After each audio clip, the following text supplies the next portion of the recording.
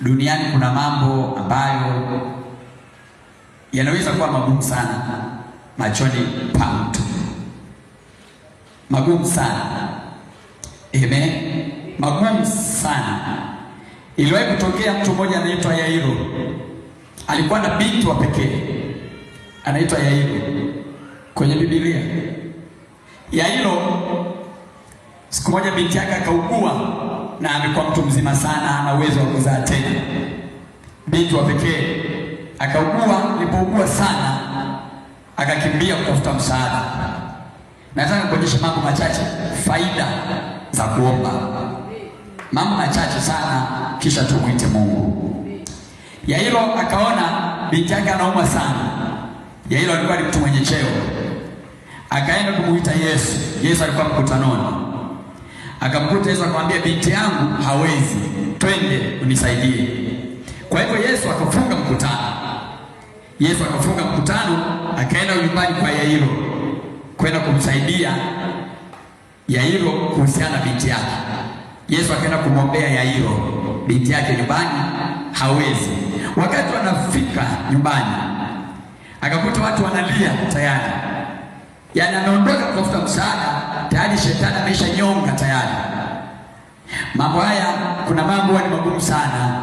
Kuna wengine leo anakwenda kutafuta msaada, anakuta alikwenda kutafuta msaada kwa ajili yake amefariki. Wanalia, wanazika. Lakini naona Yairo wakamwambia, ndio simsumbue mwalimu. Wale watu, simsumbue mwalimu kwa sababu ameshakufa binti yako kitambo. Ameshakufa. Yesu akamwambia maneno, akamwambia huyu hajafanyaje? Hajafa, bali amelala tu. Watu wakafanyaje? Wakamcheka.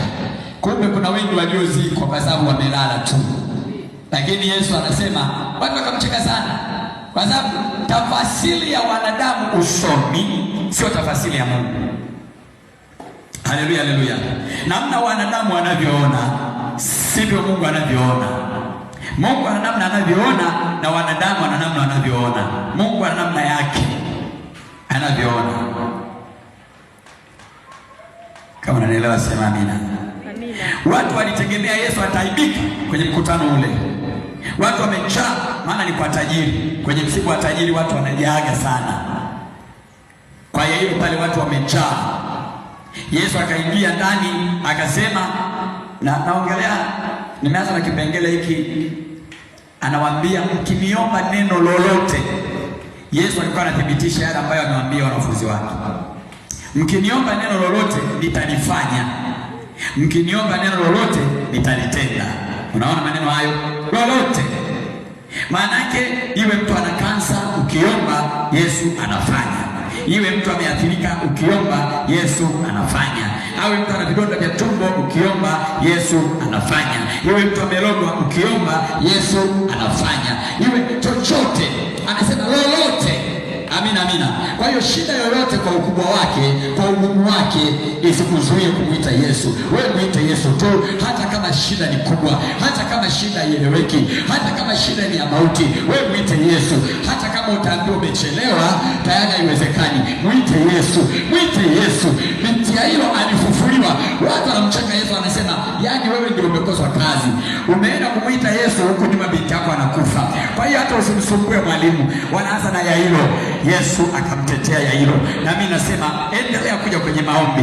Inawezekana watu wanakuambia wala huyo hutamuokoa, wala shida yako hutapona, lakini nasema hivi, Yesu anayo saa, anao muda, anayo majira ya kutenda yasiyowezekana kwa wanadamu. Kwa Yesu yanawezekana. Kama unampenda Bwana sema amina.